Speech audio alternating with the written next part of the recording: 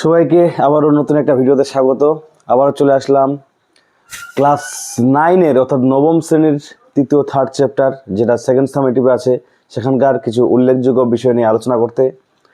তোমরা সবাই খাতা পেন নিয়ে বসে পড়ো, যেখানে যেখানে নোট ডাউন করার বিষয় আছে সেটা নোট ডাউন করবে, তাহলে বেশি বুঝে যাবে। ঠিক আছে, তাহলে সংক্ষেপে বেশি কথা না বাড়িয়ে আমরা টপিকে চলে যাচ্ছি। আজকের আমাদের আলোচ্য বিষয় হলো, আমরা দেখে নেব বায়ুমণ্ডলীয় চাপ, টর্রিসেলের পরীক্ষা এবং ব্যারোমিটার। ব্যারোমিটারের যে প্রশ্নটা বেশি আসে সেটাই আমরা এখানে দেখে নেব, আবহাওয়ার পূর্বাভাস। এবং মোস্ট ইম্পর্টেন্ট যেটা খুবই আসে নবম শ্রেণীর ফাইনাল পরীক্ষায় তথা সেকেন্ড সামেটিভে, সেটা হলো সাইফোন। আমরা সাইফোন পড়ব, সাইফোন কি, সাইফোনের ক্রিয়ার শর্ত পড়ব, সাইফোনের কার্যনীতি পড়ব এবং সাইফোনের ব্যবহার পড়ব। ঠিক আছে, তাহলে আমরা শুরু করি প্রথমে দুইটা টপিক দিয়ে। যদিও এটা ছোট ক্লাসে 9-এই পড়ানো হয়েছে, তবুও আমরা আবার দেখে নেব, ঝালিয়ে নেব বিষয়টা। প্রথমে বায়ুমণ্ডলীয় চাপ। আমরা চাপ কি জানি? আমরা চাপ জানি হচ্ছে একক ক্ষেত্রফলযুক্ত কোনো তলে লম্বভাবে প্রযুক্ত বলকে চাপ বলে। আর এখানে আছে কি? বায়ুমণ্ডলীয় চাপ। আমরা আগের একটা ভিডিওতে তরলের চাপ পড়েছি। যাদের কনসেপ্ট ক্লিয়ার নেই তোমরা অবশ্যই সেই ভিডিওটা দেখে নিতে পারো। বায়ুমণ্ডলের চাপ অর্থাৎ এই যে বায়ুমণ্ডল পৃথিবীর চারিদিকে, ঠিক আছে, কয়েক কিলোমিটার, প্রায় 10,000 কিলোমিটার পর্যন্ত বায়ুমণ্ডলের একটা আবরণ আছে। এবার যার ভর আছে তার ওজন আছে, এবং ভর এবং ওজন থাকলে সে চাপও দেবে। তাহলে বায়ুমণ্ডলেরও যেহেতু কি আছে, ভর আছে। বিজ্ঞানী অটো ভ্যান গেরিক বলে একজন ভদ্রলোক, তিনি প্রমাণ করেছেন যে বায়ুমণ্ডলের ওজন আছে বা ভর আছে।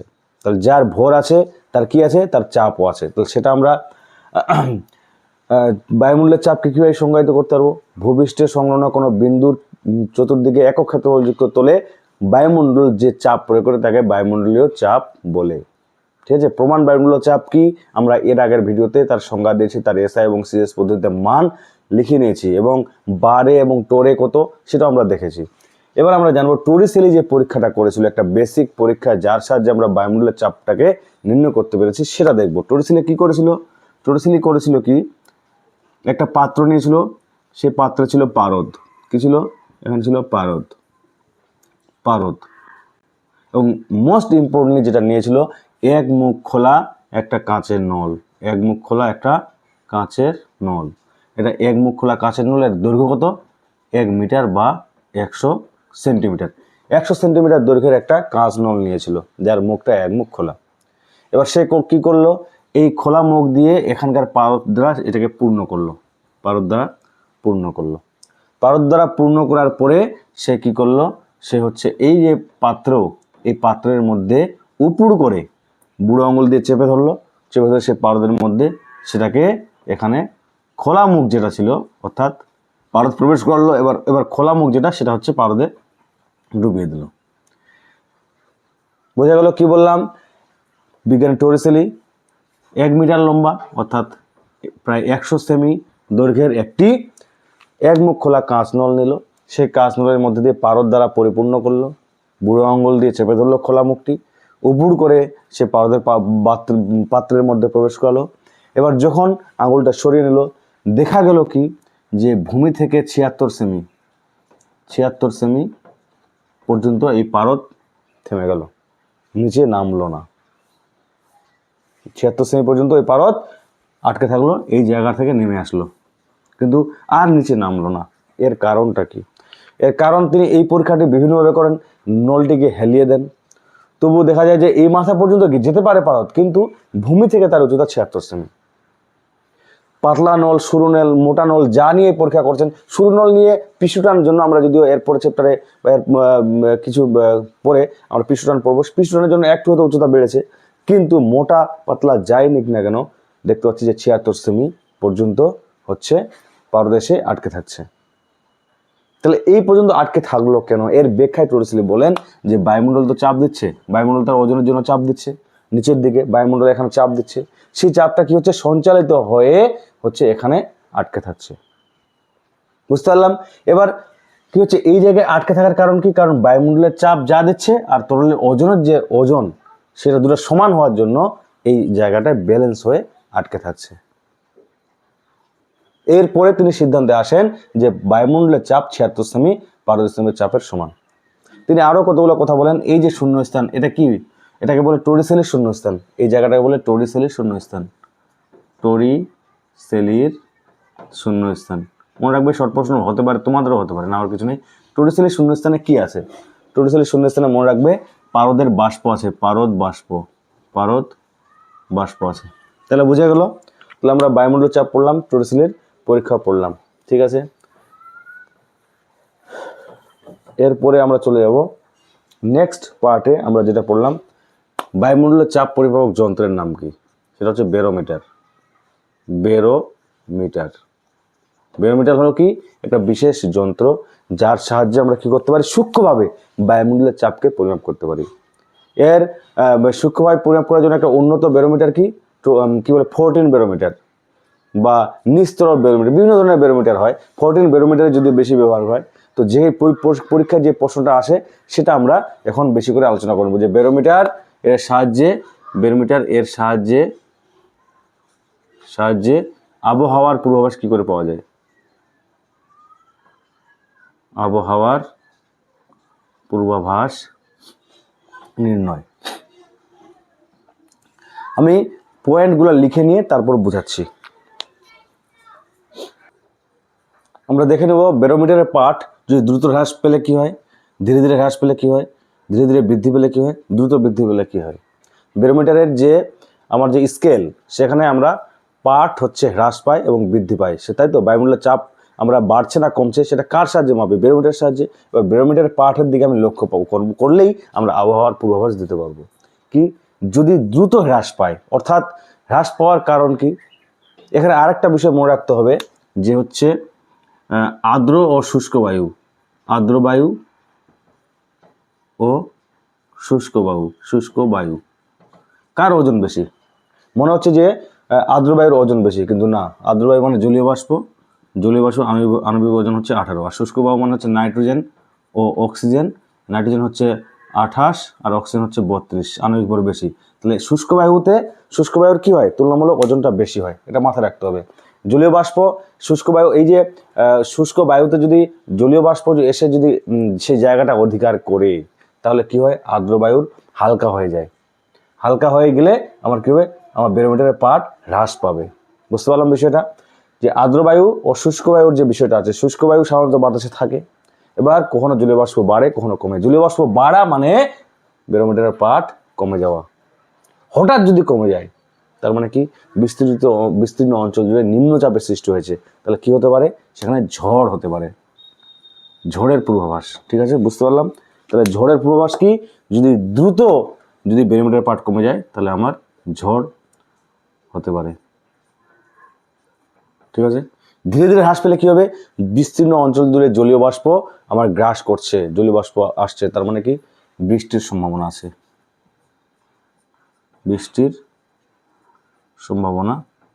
আছে, হয়ে আছে।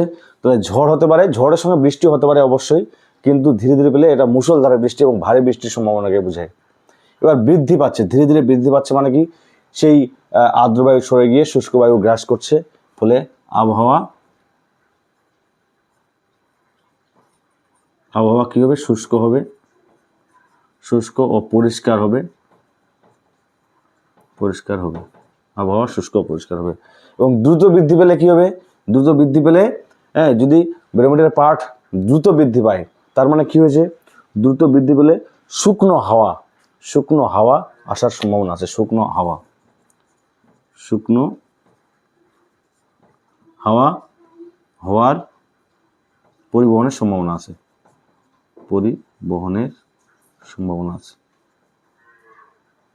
তাহলে আবহাওয়ার পূর্বাভাস বুঝতে পারলাম। তাহলে আমাদের মনে রাখতে হবে আর্দ্র বায়ু কিন্তু শুষ্ক বায়ু থেকে হালকা হয়, এবং তার জন্য বেরোমিটারের পাঠও কি হয়? জলীয় বাষ্প এসে গেলে হ্রাস পায়, এবং দ্রুত হ্রাস পেলে ঝড় বৃষ্টি হওয়ার সম্ভাবনা, ধীরে ধীরে হ্রাস পেলে বৃষ্টির সম্ভাবনা আছে, এবং বৃদ্ধি পেলে উল্টা আবহাওয়া শুষ্ক এবং পরিষ্কার হবে, রৌদ্র উজ্জ্বল হতে পারে।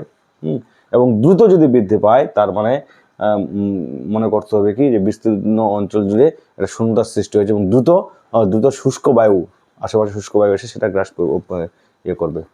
তাহলে আমরা বেরোমিটারের সাহায্যে আবহাওয়ার পূর্বাভাস নির্ণয় করতে পারছি, পরীক্ষায় আসে, তোমরা লিখতে পারবে। এরপরে আমরা ভেরি ভেরি ইম্পর্টেন্ট যে টপিকটা, সেটা নিয়ে আলোচনা করবো, সেটা হচ্ছে সাইফন। সাইফন।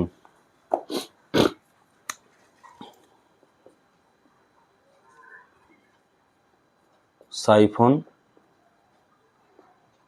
কার্যনীতি ব্যবহার।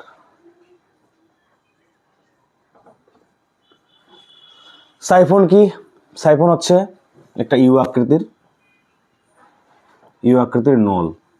সাইফন হচ্ছে একটা ইউ আকৃতির নল, যেটা কি করছে, উল্টানো থাকছে।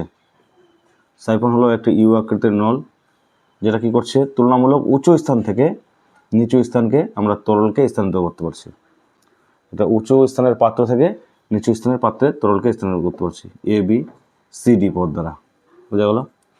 আবার বলছি, সাইফন হলো একটি উল্টানো ইউ আকৃতির নল, যেখানে কি করা হয়, বায়ুমণ্ডলের চাপকে কাজে লাগিয়ে, অবশ্যই বায়ুমণ্ডলের চাপকে কাজে লাগিয়ে। হ্যাঁ, আরেকটা বিষয় যদি আমরা পড়ি শর্ত, সাইফন কোথায়? শর্ত। হ্যাঁ, বায়ুমণ্ডল না থাকলে সাইফন ক্রিয়া করবে না। বায়ুমণ্ডল না থাকলে সাইফন ক্রিয়া করবে না, কারণ বায়ুমণ্ডলের চাপ, এই বায়ুমণ্ডলের চাপের পার্থক্যকে কাজে লাগিয়ে কি করা হয়, যে ব্যবস্থার সাহায্যে তুলনামূলক উঁচু জায়গা থেকে সেই পাত্র দুটোকে নড়াচড়া না করে, পাত্র দুটোকে আমরা স্থানান্তরিত না করে এক জায়গার তরলকে আরেক জায়গায় স্থানান্তরিত করার যে ব্যবস্থা, সেটা হচ্ছে সাইফন। বুঝতে পারলাম? তাহলে সাইফন কি? সাইফন হলো একটা বিশেষ ব্যবস্থা, যার সাহায্যে বায়ুমণ্ডলের চাপকে কাজে লাগিয়ে তুলনামূলক উঁচু জায়গার তরলকে নিচু জায়গায় বা স্থানে আমরা তরলকে কি করতে পারি, বা প্রবাহীকে স্থানান্তরিত করতে পারি। মেইনলি তরলকে করা হয়, গ্যাসকে তো আর করা হয় না। ঠিক আছে, তাহলে আমরা সাইফন জানলাম। কার্যনীতির জন্য আমাদের জানতে হবে যে দুটি পাত্র, একটা এক্স আর একটা ওয়াই মনে করলাম।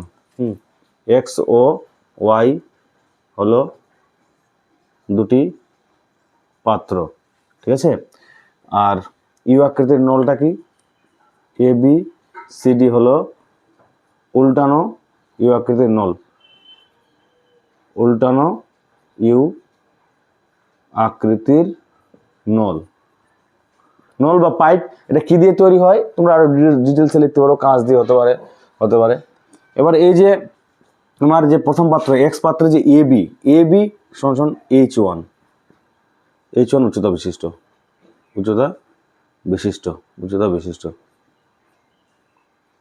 আর সিডি হচ্ছে কি? সিডি হচ্ছে H2 উচ্চতা বিশিষ্ট। এখানে মনে রাখতে হবে H1 এর থেকে H2 বড়। H1 এর থেকে H2 বড়। ঠিক আছে, মনে থাকবে H1 থেকে H2 বড়।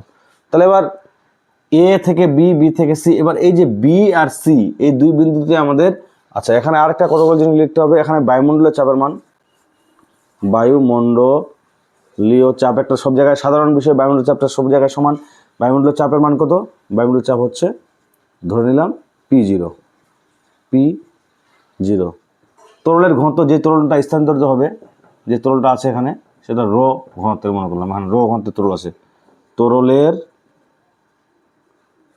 ঘনত্ব সমান রো।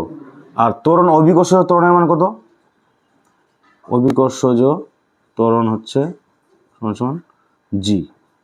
এই কটা জিনিস জানতে হবে। তাহলে আমার বি বিন্দুতে কার্যকর চাপ কত হবে? বি বিন্দুতে কার্যকর চাপ কত ধরলাম?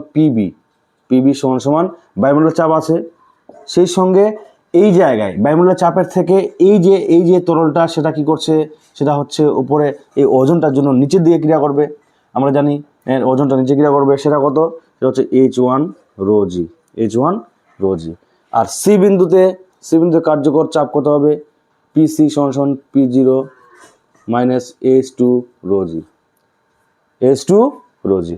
এবার পিবি এবং পিসির মধ্যে কে বড়, সেটা যদি আমি দেখতে চাই, অবশ্যই পিবি বড় হবে, পিবি গ্রেটার দেন পিসি হবে। কারণ কি? যেহেতু H1 রো জি লেস দেন H2 রো জি। এবার প্রশ্ন হলো, এই H2 রো জিটা কেন বড় হলো? যেহেতু H2 বড়, এই তরলটা এই যে এখান থেকে এটা হচ্ছে H2 আর এটা হচ্ছে H1। তাহলে H2 যেহেতু বড়, H2 বড় হওয়ার জন্য এই তরল স্তম্ভটার চাপটাও বেশি, ওজনটাও বেশি। তাহলে বেশি চাপ আমি যদি বায়ুমণ্ডলের চাপ থেকে বিয়োগ করি, তাহলে সেই মানটা ছোট হয়ে যাবে। সি বিন্দুতে কার্যকর চাপটা ছোট কেন হলো? কারণ এই জায়গাও বায়ুমণ্ডলের চাপ দিচ্ছে আমার P0, এই জায়গাও বায়ুমণ্ডলের চাপ P0, এটা ধ্রুবক। তাহলে এখান থেকে এটা ছোট, এটা বড়, তাহলে এই P0 থেকে আমি বড় জিনিস বিয়োগ করলাম, তার মানে এই মানটা সি বিন্দুতে কার্যকর চাপটা কম হয়ে গেল, আর বি বিন্দুতে কার্যকর চাপ বেশি হয়ে গেল। তাহলে অতএব আমি কি দেখছি যে পিবি গ্রেটার দেন পিসি, যেহেতু চাপ সবসময় বেশি জায়গা থেকে কম জায়গায় সঞ্চালিত হয়, তার জন্য তরল কি হবে, এই যে এ থেকে বি, বি থেকে সি, সি থেকে ডিতে যাবে, অর্থাৎ কি বলে উঁচু পাত্র থেকে তরল পাত্র যাবে। কার্যপ্রণালী এটাই হলো আমার কার্যপ্রণালী। তাহলে আমরা সংক্ষেপে কিছু ভাষা লিখে আমরা এইগুলো যদি লিখতে পারি তাহলে এইটুকু লিখলে আমার হয়ে যাবে। তাহলে বলতে পারবো কি যে কার্যকর চাপের মান পিবি পিসির থেকে বড় হওয়ার জন্য তরলটা বিবি থেকে সি এর দিকে যাচ্ছে, তাই কি হচ্ছে, তরল স্থানান্তরিত হচ্ছে। বুঝতে পারলাম? তোমরা যে বুঝতে না পারো আমাকে কমেন্টে অবশ্যই জানাবে, আমি নেক্সট ভিডিওতে আবার ক্লিয়ার করে দেবো। এটার ব্যবহার কি, আমি কার্যনীতি হয়ে গেলো, সাইফন হয়ে গেলো, আর শর্ত বললাম যে সাইফন বায়ুমণ্ডলের চাপ থাকতে হবে এবং অবশ্যই একটা উঁচু জায়গা থেকে এবং নিচু জায়গায় করতে হবে। দুটা শর্ত আছে, একটা হচ্ছে কি যে বায়ুমণ্ডলের চাপকে এটা কাজে লাগিয়ে স্থানান্তরিত হবে, আর কি তরলের সমষ্টিশীলতার ধর্মকে কাজে লাগিয়ে, সেটাও এখানে ব্যবহার হচ্ছে। এই অনুযায়ী কি হচ্ছে, তরল এক জায়গা থেকে অন্য জায়গায় স্থানান্তরিত হচ্ছে। ঠিক আছে, আর হচ্ছে ব্যবহার কি, এটা হচ্ছে স্বয়ংক্রিয় ফ্ল্যাশ, যে টয়লেট বা পায়খানায় যে স্বয়ংক্রিয় ফ্ল্যাশ থাকে, আমরা টিপ দিলে জল বেরিয়ে যায়, সেটা কি একটা যে উঁচু জায়গায় জমা থাকে, তার সুইচ অন করে আমরা কি নিচে জায়গায় দিয়ে আমরা কি করি, ফ্ল্যাশের মধ্যে দিয়ে ফ্ল্যাশ করে সেটাকে পরিষ্কার করে দিই। দুটো কি ব্রেল, উঁচু জায়গার ব্রেল থেকে ছোট ছোট পাত্রে আমরা পেট্রোল, ডিজেলকে, কেরোসিনকে স্থানান্তরিত করি। এইসব কাজে হচ্ছে সাইফন ব্যবহার হয়। তো আমরা আজকের ক্লাসের শেষে চলে আসছি। আমরা যা যা পড়তে চেয়েছিলাম সে বিষয়গুলো ক্লিয়ার করলাম। এবার যদি তোমাদের যদি কোনো কিছু বুঝতে অসুবিধা থাকে তোমরা কমেন্টে জানাবে, এবং ভিডিওটি তোমাদের যদি এতটুকু ভালো লাগে তাহলে অবশ্যই তোমরা চ্যানেলটিকে সাবস্ক্রাইব করবে, পাশে থাকবে।